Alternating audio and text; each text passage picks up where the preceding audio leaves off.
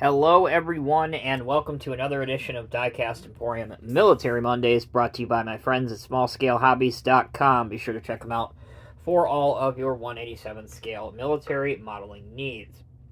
In today's video, we're going to be doing a review and unboxing of the Artitec U.S. Landing Vehicle Tract, or LVT for short, for 1944 Italy version. As you can see, this is kind of your standard water buffalo, which is the nickname for this type of vehicle, and this one was issued to the United States Army. They were manufactured by the Food Machinery Corporation, produced from 1944 through 1945, and over 8,000 were built. 1,765 were issued to the U.S. Marine Corps, while 6,083 were given to the U.S. Army, including this one. The remaining 503 were exported for the Lend-Lease program. Alright, I'll tell you a little bit more about this as we go throughout the video, but first let's check out the packaging that the model comes in. As I said, it is by Artitec, and this is a ready-built and completed model, meaning that it is fully assembled, painted, decaled, weathered, and you can see all the various accessories on it. Here's the side, where we see a upside-down inspected before packing sticker that tells you that this has never been opened before. On this side, we can see Artitec.NL, ready 187 scale, U.S. Landing Vehicle Tract 4, used in Italy 1944, and the item number and barcode. Pretty much nothing on the bottom of the box, so let's go ahead and get this thing opened. Now, Artitec produces several versions of the water buffaloes, or the LVTs. This is the second one I have in my collection. The other one I have is an example of an LVT that was used by the Corps during the Iwo Jima campaign. So, opening up one side flap, we can take it out. And if we look underneath, we can see that it is held to the base by a single screw. So what we're going to do is we're going to pause momentarily, and when we come back, we'll have the model free from its packaging. Alright everyone, thank you for sticking with me. Obviously we have the LVT out of its packaging now. The one thing I can say first off about these Artitec models is that they are very, very well done, down to the smallest detail. And the fact that they come fully assembled, for me, is always a treat, because most military models, as you guys know if you've been watching Military Mondays, are kits that you have to build. Alright, let's take a look at some of the details and decals on this model. As you can see on the side, we have C3C, the Allied star. On the top, we have a couple of the hatches that are in the open position. We have another star, and again, the C3C combination. The tracks are beautifully detailed. You can kind of see how they look up close and personal with a little bit of mud and dirt on them, which would make sense if this vehicle is doing some shallow water crossings and then going right onto the land. Again, on the back, the same 3C3 code with USA and then a 914 identification number along with two twin stars. Bring it in to look at the area where the troops would ride in. You can see that if you actually have some 187 or HO scale figures, you can paint them up and put them in the back. I believe actually Small Scale Hobbies has several soldiers kits for LVTs and other landing craft. There's the back ramp, and effectively that ramp would drop down. These are really the great-grandfathers to the modern Amtraks that the U.S. Marine Corps uses, like the AP-7, for example.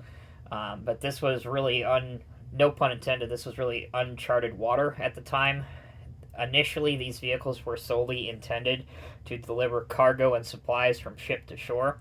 However, the commanders quickly realized that they could utilize this as an assault vehicle platform for delivering troops to the battlefield in an effective and quick manner, as well as outfitting some of these as fire support vehicles. So some of these would have big guns on them, like howitzers, for example. This one has two forward-facing Browning 50 cal machine guns, and facing towards the rear, you can see that there are two 30 cal machine guns. I believe there is a bow gun here to the left of the C3. You can kind of see it there. And they were relatively well armored for the time, so at least you had some protection, as opposed to absolutely no protection, which of course is always important. So I said this one is the quote-unquote Italy one. This is I won't say it's an exact replica, but it is very close to one of the Amtraks or the Tracks or the LVTs. There are so many nicknames for these that the U.S. Army used to cross the Pau River in Italy, as well as a number of other operations in 1944 all the way to the end of the war in 1945. So that's a little bit of information about the real vehicle as well as the model. Again, to recap, the model is really, really well built. Lots of detail on here, including the antenna right here, which is very thin and fine and to scale. The decals are well done. The weathering job, I think, is a good mix of not being too overbearing while still having some dirt, grime, water effect on it for this being a military service vehicle. So overall, if you are looking for one of these, there are plenty of LVTs available on the Small Scale Hobbies website as of the time that I am filming this review. If you don't want one that's already built, I believe Artitec actually does sell some of these in kit form, which you can also get on the website if you prefer to do one up yourself. Finally, before I close out the video, I mentioned earlier that I have currently 2 different LVTs. So that is the Army LVT that you've been watching for the past 6 minutes or so.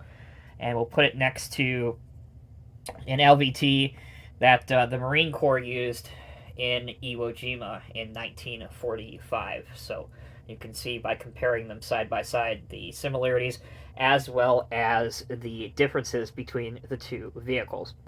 Again, as I said before, Artitec does make these in finished models kit form, but they also have them with the big guns. So if you want one as a fire support vehicle, I believe they have one of these with a howitzer on it, and they may have one of the Army ones with some fire support weapons on it as well, some bigger guns other than the machine guns.